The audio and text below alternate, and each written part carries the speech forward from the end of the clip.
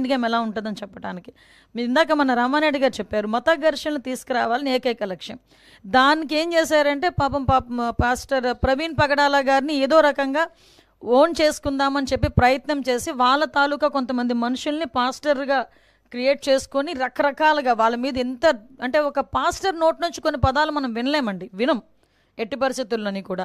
అటువంటిది మేము పాస్టర్ ముసుగులో కొంతమంది బయటకు వచ్చి నోటుకు వచ్చినట్టు మాట్లాడారు. అయినా కూడా గవర్నమెంట్ చాలా నెమ్మదిగా ఉండి ఇట్టి పరిస్థితుల్లోని సమయం కోల్పోకుండా పోలీస్ డిపార్ట్మెంట్ వాళ్ళు కానీ మేము కానీ చాలా బ్యాలెన్స్డ్కి వెళ్ళాం.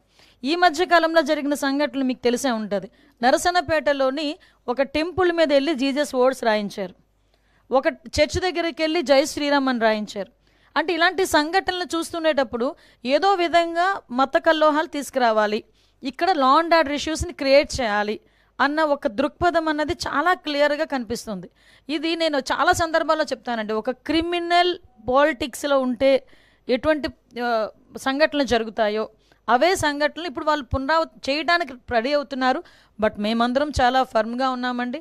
ఎట్టి పరిస్థితుల్లోనే అటువంటి వాళ్ళు ఊహించుకొని ఏదో చేద్దాం అనుకున్నా కూడా చేసే పరిస్థితి అయితే ఉండదు. మేమందరం కూడా చాలా అలర్ట్గా ఉన్నాం.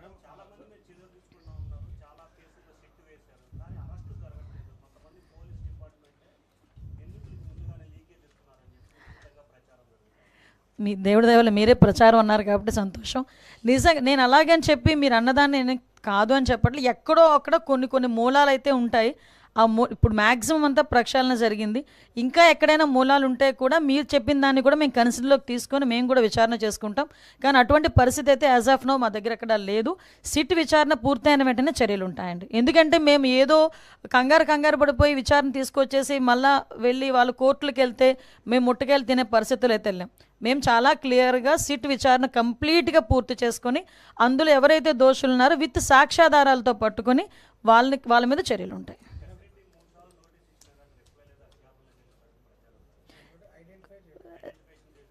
సార్ అది సిట్ చర్యలు దర్యాప్తు జరుపుతుంది. కొన్ని వాళ్ళ దర్యాప్తు జరిగేటప్పుడు మనం ఇంటర్నల్గా దానిలో మనం ఇన్వాల్వ్ అవ్వకూడదు. దర్యాప్తు పూర్తయిన తర్వాత ఎవడూ తప్పించుకోడండి. మొత్తం ఒక విషయం చెప్తున్నాను, తప్పు చేసిన వాడు ఎవడు కూడా తప్పించుకోలేడు. డెఫినెట్గా చర్యలు అయితే ఉంటాయి. ఎక్కడో law and order issues create అవ్వాలి కాబట్టి ఈ రకంగా మనం చేయటం. ఇంతకుముందు మీకు తెలుసు ఒక పింక్ డైమండ్ అని చెప్పి ఒక రకమైన దుష్ప్రచారం చేశారు. అరే అసలు పింక్ డైమండే లేదు అని చెప్పి ఆర్కియాలజీ డిపార్ట్మెంట్ వాళ్ళు కూడా బయటకు వచ్చి చెప్పే పరిస్థితి వచ్చింది.